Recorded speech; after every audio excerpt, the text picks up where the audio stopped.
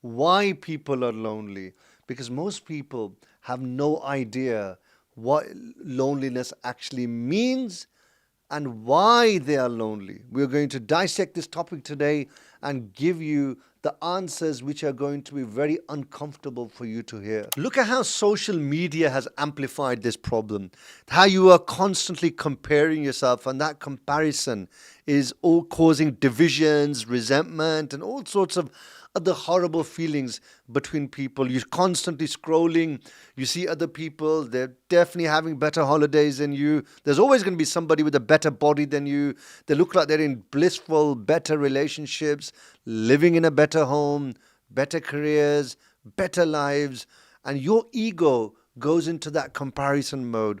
And comparison goes into jealousy. Jealousy becomes resentment. Resentment goes into emotional shutdown. I want to highlight another trait which the ego creates in our mind, which fuels our loneliness and disconnection from people around us. That is the trait of suspicion. I want to talk about a pain that which people don't talk about. This is the silent epidemic of loneliness that which we are witnessing across the whole world, especially in the modern world. And there's also a great amount of misconception around this subject. Firstly, what it actually means. And secondly, why people are lonely. Because most people have no idea what loneliness actually means and why they are lonely. We're going to dissect this topic today and give you the answers which are going to be very uncomfortable for you to hear. So let's first and foremost try and understand something. That does loneliness mean that a person is completely on their own, they have nobody? That's not the case. You could be surrounded by crowds of people and still feel lonely. Some of these people are married, some live in busy households, some have thousands of followers, some speak to people all day, some laugh loudly in public. But deep inside, there's an emptiness that hurts more than physical pain. Loneliness is not the absence of people, it's the absence of connection, connection with others, connection with the world, connection with a higher purpose, connection with your own inner truth. And this is where a lot of people fail to grasp what loneliness is. And most people don't realize that the loneliness begins long before you are alone. It begins inside your ego, silently, quietly, invisibly. Today we're going to peel this piece by piece and give you the answers, as I've said, that you may never have heard before. You're not going to hear standard cliches, or this is not some motivational nonsense we're going to give you. You're going to hear some real, truthful advice and some truthful lessons. You're going to hear basically the truth. Loneliness is ego in disguise, and until you understand that, nothing changes. Loneliness is ego in disguise. So until you don't fully grasp that, you are not going to be able to understand what I'm going to say about this modern day phenomena, this loneliness explosion that we have now. We live in a time where human beings have more technology, more access to communication tools, more social networks, they're more independent, they have more choice, more freedom, more convenience, yet emotionally they are more isolated than ever before. This is a generational crisis. And how is that even possible, you may ask? It's because the loneliness today is not a social issue, it's a psychological issue. More precisely, this is where many modern day psychologists are now in alignment with ancient wisdom, which had already given you the full breakdown of why people become lonely. It is a disorder of the ego. And let's break it down. and how the modern culture fuels this. This is a problem in this modern era because of the culture that we have now developed.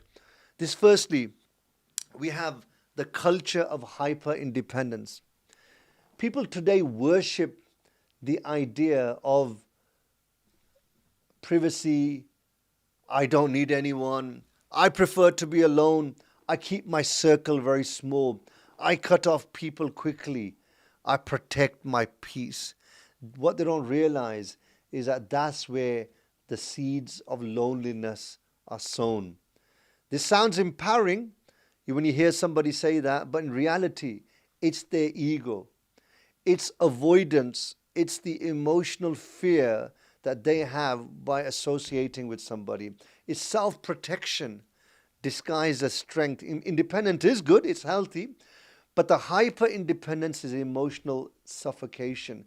When you tell yourself long enough that you don't need anyone, you eventually lose that ability to receive that connection when you want it. So how many of us actually know people like that who say, I've cut people off, I don't want to know, or I don't want to be disturbed, I value my peace. This is what modern psychologists are now telling us, what ancient spiritual psychologists knew for centuries. Modern day psychologists are telling us this now, but these lessons were given to us centuries ago about the ego, the enemy within. When the ego is wounded, it exaggerates threats and misreads intentions. So let's say somebody replies late to you. So you may start thinking, oh, they don't care. Somebody fails to attend your event for whatever genuine reason. You think they don't value you. And you start basically destroying that relationship or breaking that relationship mentally first before it manifests physically into another broken relationship. Someone succeeds, and instead of being happy for them, you think that they're showing off. You create enemies that don't exist, firstly, in your mind. You imagine rejection that never happened. You assume that people have bad motives, even though it may be nothing of that sort. This is how the ego isolates you, by poisoning your interpretation of reality. You're being poisoned on a daily basis, but you don't realize it. And this is how that poison slowly starts manifesting in your life by you cutting people off and becoming lonely slowly and ultimately not having people around you. It's the enemy within, the ego, which hates vulnerability. People today confuse vulnerability with weakness. They think opening up means losing power, but it doesn't. The truth is that vulnerability is the door to connection. Ego is the door to loneliness. This is how our ancestors were able to foster better relations with the wider family community, because everybody knew each other's weaknesses, vulnerabilities, and they were basically dependent on each other. Whereas on the reverse now, modern day people, their ego tells them they don't need anyone. They are independent. That's why they do not open up to others. They do not show their weakness or vulnerability because they think they are self-sufficient and independent. You cannot reveal anything to anyone. And if you do that, then no one will get close to you. And then you complain that you feel unseen. But you are the one who made yourself invisible, unreachable. You put these barriers up so people cannot emotionally come close to you. Excuse me. So let's see how we compare ourselves to other people, and this comparison culture destroys connection. And these are the things that I'm just highlighting that destroy the connection that which our ancestors had with others around them in their families and their communities. But we have slowly moved away from that and become more and more lonely. Look at how social media has amplified this problem. How you are constantly comparing yourself, and that comparison is all causing divisions, resentment, and all sorts of other horrible feelings between people. You're constantly scrolling. You see other people, they're definitely having better holidays than you. There's always going to be somebody with a better body than you. They look like they're in blissful, better relationships, living in a better home, better careers, better lives. And your ego goes into that comparison mode. And comparison goes into jealousy. Jealousy becomes resentment. Resentment goes into emotional shutdown. And you begin to isolate yourself subconsciously. Comparison is one of those fastest routes to loneliness, because you see everybody as a competitor. And when you see everybody as a competitor, then you will struggle to form a bond with them.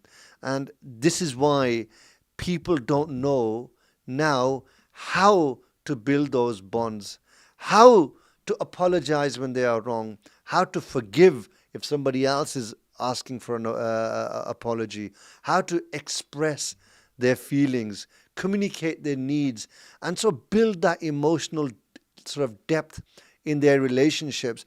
That's why a lot of relationships have become very shallow. We don't know how to show affection anymore. It's all down to the ego, which makes you defensive, stubborn, and overly sensitive. And that's why relationships are being killed off even before they start. They don't stand a chance with that mindset for that relationship or friendship to flourish. And this is the whole basis of how we are slowly becoming detached and becoming more and more lonely. Let's go deeper into this, deeper into what the ancient teachers, the ancient wise people mention about this inner world, which they understood long before modern psychology did.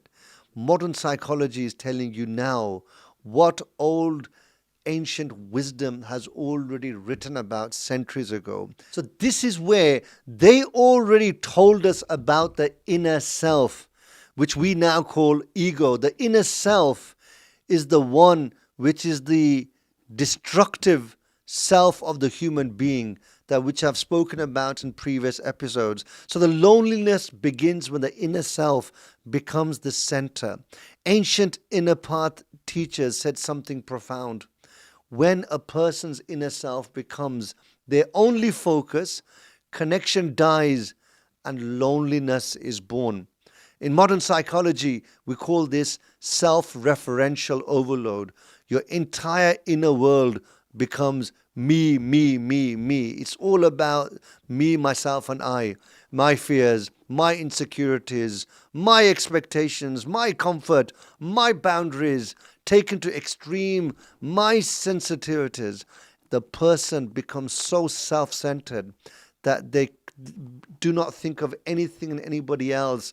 And even their relationships are based on what others can do for them. Eventually, there is no room for anybody else. There's no such thing as we. The ego builds a world too small for even two people, because it builds everything around the one, the I, me, me, me. The inner voice, this enemy within, becomes very hostile. And this is where ancient wisdom teaches us that the person has three inner voices in them: the ego, the self-preserving, fearful, reactive; the conscious mind, the balanced, the wise, the reflective, the logical part; and the higher self, which is driven by purpose, compassion. But when the ego becomes a dominant one, loneliness follows like a shadow, because your inner voice becomes toxic. You're not good enough. No one cares. People don't appreciate you. You're always the outsider. They will betray you. This is that loneliness loop, that which is playing around in people's minds. The ego voice, the mistrust, the withdrawal, the isolation, more ego, inner voice, deeper loneliness. And that just basically is like a broken record that is played in a person's mind. And that exacerbates their loneliness, because that cycle feeds itself. You are basically, causing all these issues in your own mind, which then manifest in reality. As I explained before, ancient wisdom already exists about this inner voice or this enemy within, or the ego, which what we can call it, the ego for the modern day people. Ancient wise people who spoke about this inner voice have mentioned things which are identical to what modern day psychologists have mentioned in the field of neuroscience. What they've said is that inside our bodies there's a heart, the inner emotional faculty.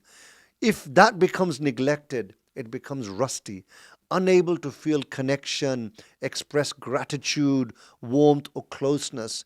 Today, modern day psychologists call this emotional numbing, stress induced dissociation, emotional blunting, attachment injury.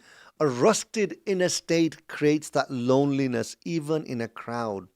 And this is exactly why some couples who sleep in the same bed can feel worlds apart.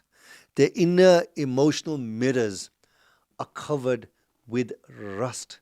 And this is the inner voice, the enemy within, that which is causing them to become further and further away from each other. Loneliness is that inner disconnection, as the ancient wise people have described. One of the deepest teachings from classical tradition of inner work is this, that the person becomes lonely the moment they disconnect from purpose. Modern day psychologists agree with this. They say that when you have no purpose, no meaning, no mission, no direction in life, then that is when you start to begin to feel that hollowness in your life. Hollowness becomes isolation. Isolation then becomes loneliness. People think they're lonely because no one is around. As I mentioned this before, that is not the case. You could be lonely even when you are in a crowd. You can feel lonely when you're living in a house full of people. But people start feeling lonely because their soul is starved of purpose. Without a purpose, you will not have any meaning in your life, and the relationships around you would start becoming shallow. The ego punishes you after it gets its way. This is the inner voice which is slowly manipulating you. It's a powerful observation from previous sort of ancient psychologists who have dominated this field of the inner self, the ego. They say that the ego demands isolation. And once it gets that isolation, it punishes the person with loneliness. You push people away. Ego says, good. This is good for you. You isolate yourself. And the ego says, you are protecting yourself. You stop being vulnerable. And the ego says, this is good and it's safer for you. But once you're fully isolated, what's going to happen then? The ego then turns on you. You're worthless. You have no one. You're alone. You are invisible. No one cares about you. And this is how a person can then start getting into depression, because the ego, which was controlling you, which was dictating you, whispering to you, is now become a tyrant, totally controlling you. And loneliness is its favorite punishment upon the individual. So you are being manipulated. You're manipulated by yourself from that inner voice. Let's look at how loneliness plays out in families, marriages, and bigger, wider sort of dynamics of relationships, even in extended families.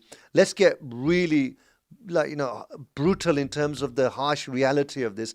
Loneliness doesn't just happen to single people. It happens in marriages, it happens in families, and it happens in friendships. This is the part that people feel, but they never ever articulate. They never express their feelings.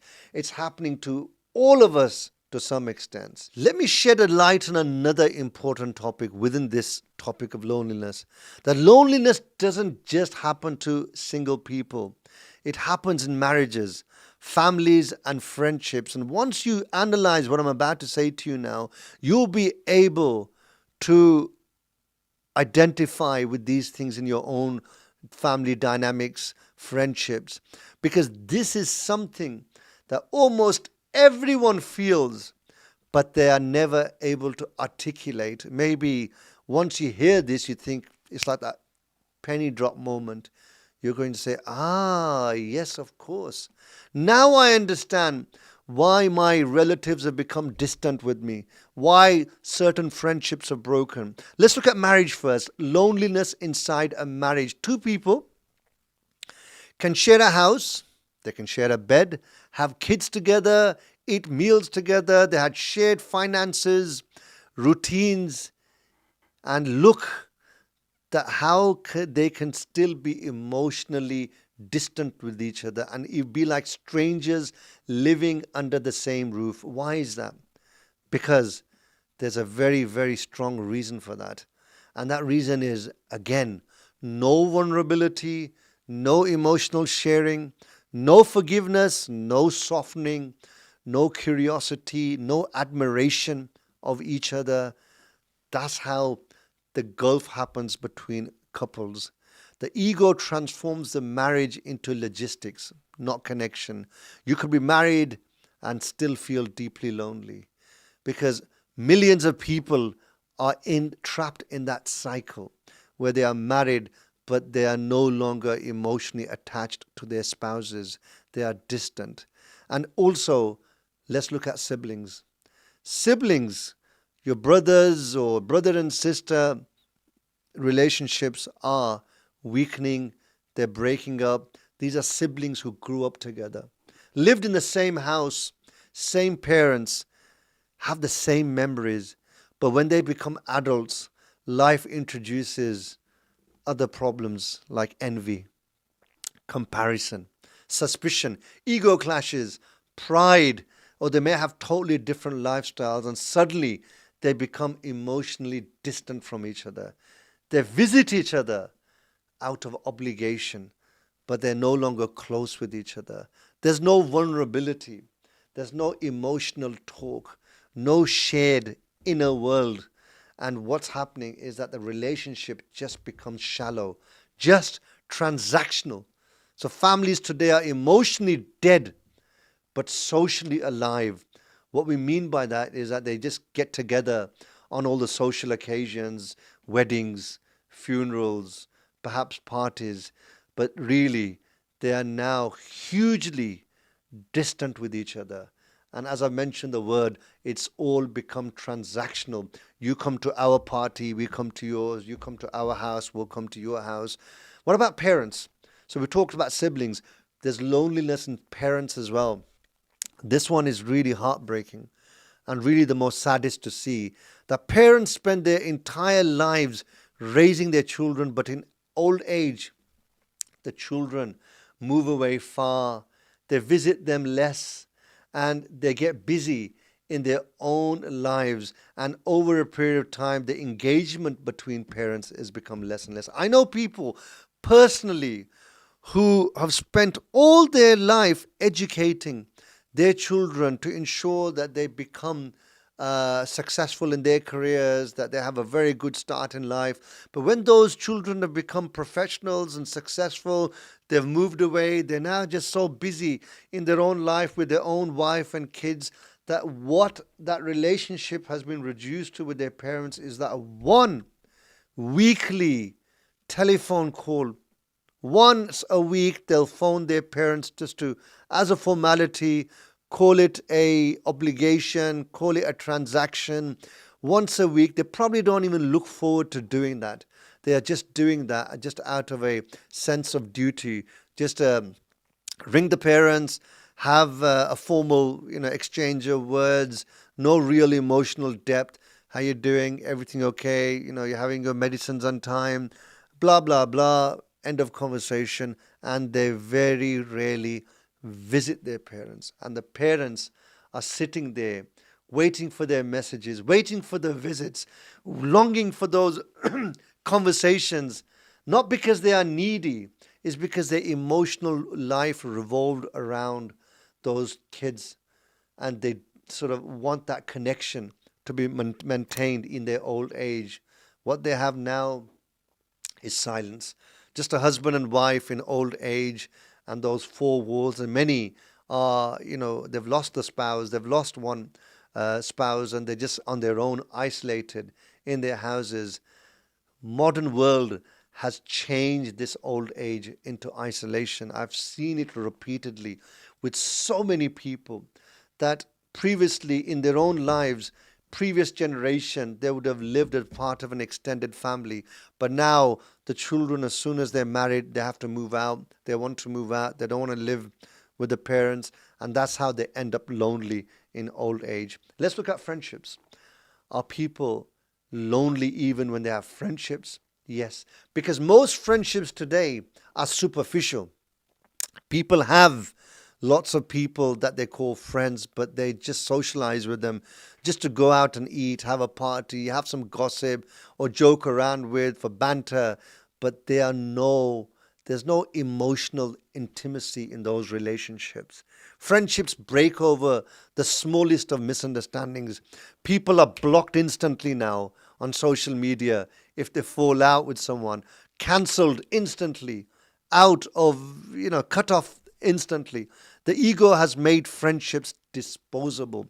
This is why long-term deep friendships are rare. I'm truly blessed that I have friendships which have spanned over 25 years with people who know sort of my weaknesses, vulnerabilities, know my background. So they don't just become friends now when they've seen you sort of at the peak of your life, but they've been with you at the time when you were vulnerable, when you had nothing. That's why those friendships are pure. They're there for the true essence of the friendship. Because now, if you're successful, maybe somebody becomes your friend because of who you are, in terms of your job, your status, your money. But real friendships, yes, they are becoming much more rare. So loneliness is more common because of these reasons. And there's another reason which I want to highlight is about the suspicion that we have harbor in our minds. This is one of the major obstacles that the ego has created in us getting close to people, whether it's family or friends. And suspicion is the one thing that kills connection so rapidly, instantly, much more than even betrayal. I want to highlight another trait which the ego creates in our mind, which fuels our loneliness and disconnection from people around us. That is the trait of suspicion. This is one of the major teachings of inner psychology, where suspicion is highlighted as being more of a killer of relationships than betrayal, because betrayal is real, suspicion is imagined. So whilst people get betrayed less, but a lot more people suffer from suspicion because it's imagined. Most people today suffer more from imaginary enemies than real enemies.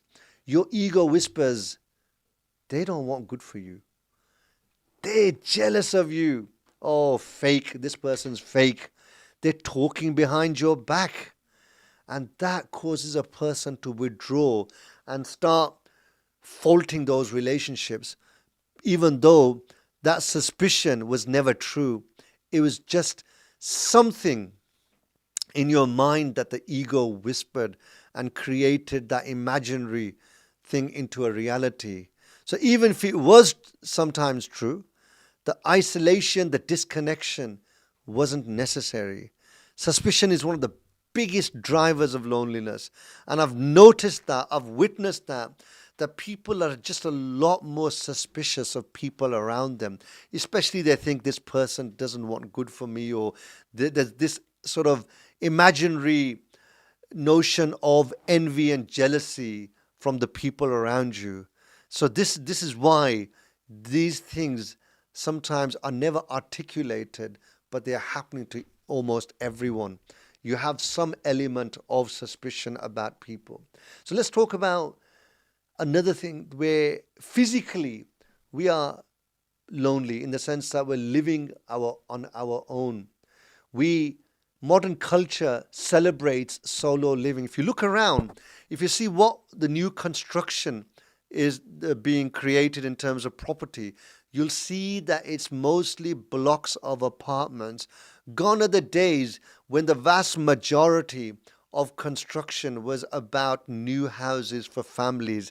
It's now modern day blocks because people are now choosing to live on their own more and more. This is the modern day culture that people are physically living alone. And so if you're physically living alone, then more than likely you are living a life of loneliness because you've got nobody around you. And most of the time you are just there with me, myself, and I.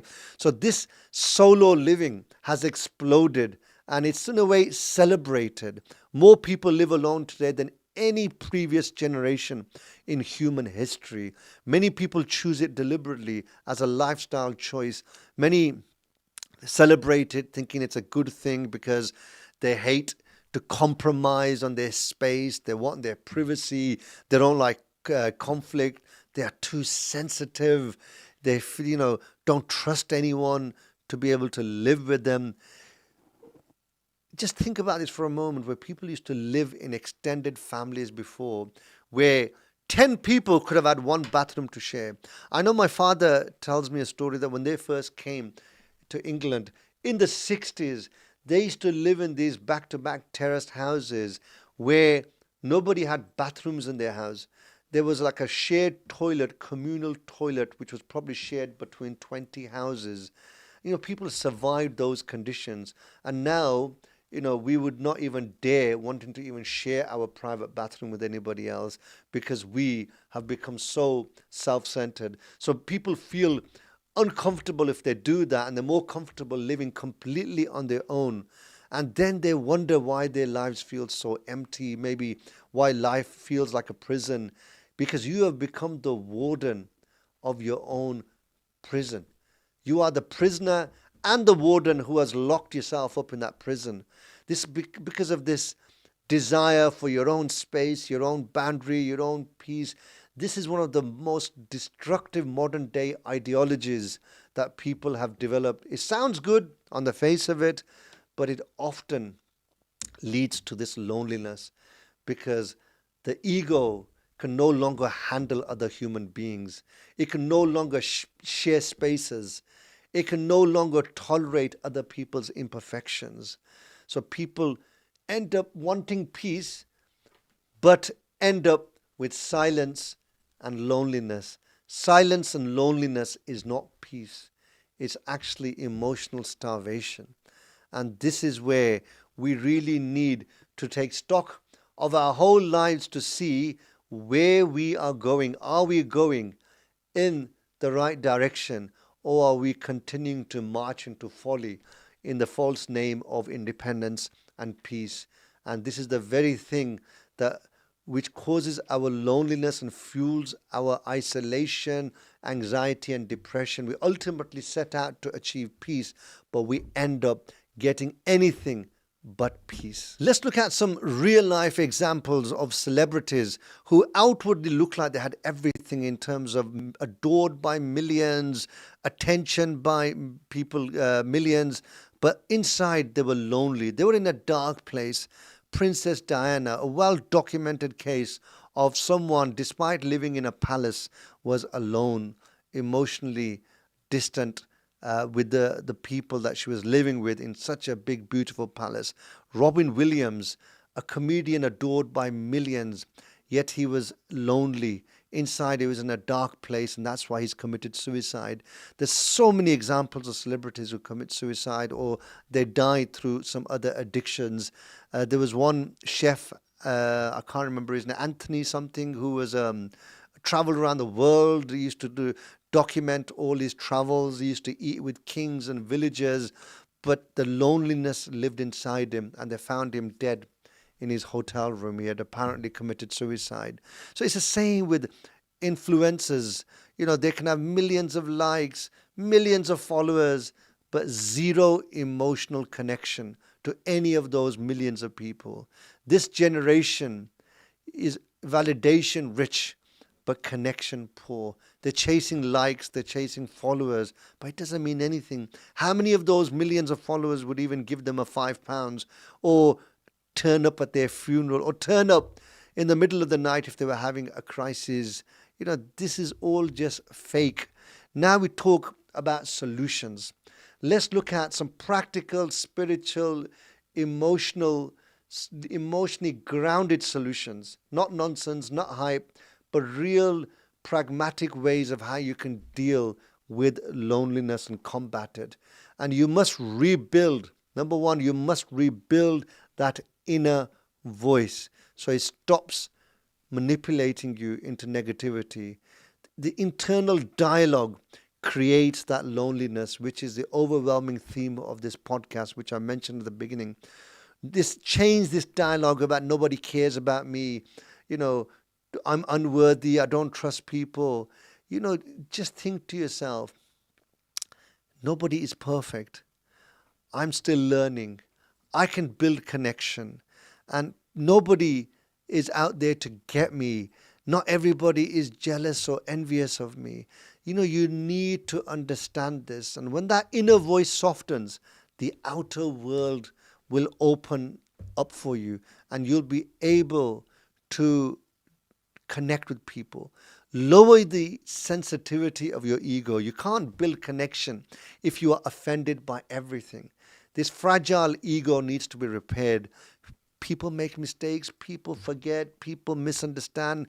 Just understand that they are also going through their own life's battles as you are. People's lives are messy, but it doesn't mean that they are not worthy of being your friend or they should be kept at a distance. Because if your ego cannot tolerate imperfection, just remember that others will be thinking the same about you because you are not perfect, and you'll end up alone. That's why we need to reach out to each other mutually, knowing that we have these flaws inside of us as human beings. We need to forgive more. We need to apologize more. Then let's start with, family ties as well. Realistically, how our family ties which are broken need to be repaired. You don't need to be emotionally close to everyone, but you must show more compassion, more care, soften your heart. Maybe you should be the one who messages first. You should be the one who visits first. Initiate that first step and be the one who forgives first and reach out first. I've heard people who go to social occasions and they will mention that such and such a person did not come and say hello to me. But at the same time, think to yourself, the other person is probably thinking the same about you. Why didn't you go and say hello to them first? So if both people start thinking like that, then they're never going to reach out and say hello to each other in such social occasions. You really need to be the first to reach out and make that first step. Let's start building these relationships intentionally, even build join communities and build our relationships with a wider community of people. Join a gym, join a sports group, or volunteer for your local charity. Go to your local sort of neighborhood meetings, go to your local places of worship. And humans have been historically and naturally tribal by nature. Isolation is a modern day phenomena which is unnatural. That's why we need to go back to our roots, and that's why our ancestors thrived, because they have this mindset to serve others, not this me, myself and I, me. They were constantly serving others. They did not worship their ego. They opened their hearts. They had a connection with people. That connection was based on a higher purpose. Serving people. Service is the antidote to loneliness. So this is where you step out of your comfort zone and stop thinking about just yourself. Develop that inner peace. Until you can sit alone with yourself in peace, no amount of company can fill the void. Before you enjoy the company of others, make sure you enjoy your own company. Stillness is not isolation. Stillness is emotional grounding. So there's a difference between enjoying your own company now and then and isolation. Isolation is what people end up putting themselves into that permanent state because of their mistrust and suspicion of people around them. Reopen your emotional heart. Show people, what challenges you are having, what your vulnerabilities are. That's not weakness. This ancient psychology teaches us that when emotional rust is removed, connections flow naturally. The modern translation of that is that work on yourself. Work on, showing more empathy, being more compassionate, expressing more gratitude, and reflecting more, being more truthful, being more vulnerable, showing people your vulnerabilities, I've mentioned again and again. This will reopen those emotional challenge, the emotional channels in terms of your own relationships and your own interactions with people. Just remember, purpose is the antidote to hollow life. Hollowness in life, emptiness, is because you do not have a higher purpose. The loneliness thrives in emptiness. Purpose kills loneliness, and because it gives you that direction and the meaning, and others around you will be able to see that sense of purpose. They'll be able to feel it, and they will perhaps be more attracted to you because this is a person who has a purpose in life. Because the people who do not have purpose will actually repel people, really, because people are inspired by the ones who have a higher purpose and meaning in life. And then once you start doing all these things, then you will start experiencing the true freedom. Loneliness is not that freedom. Loneliness is a punishment. This by now you should try and understand. If you are lonely in life, if you have isolated yourself, you will know now that you are in a sad place where majority of the people now feel so disconnected. It's become harder for them to reconnect with people. And the healing begins from now. Stop saying, I am lonely because no one is there for me, and start saying, I'm lonely because something within me needs healing. I need to work on myself. And you need to overcome the whispers of that ego and open your heart up, reach out, reconnect, and show people that you are first there for them, and then they will reciprocate. Be the first to give love, and then you will see how love returns back to you in your life multiplied. And once that happens, then true inner peace will be achieved, and you will no longer be lonely.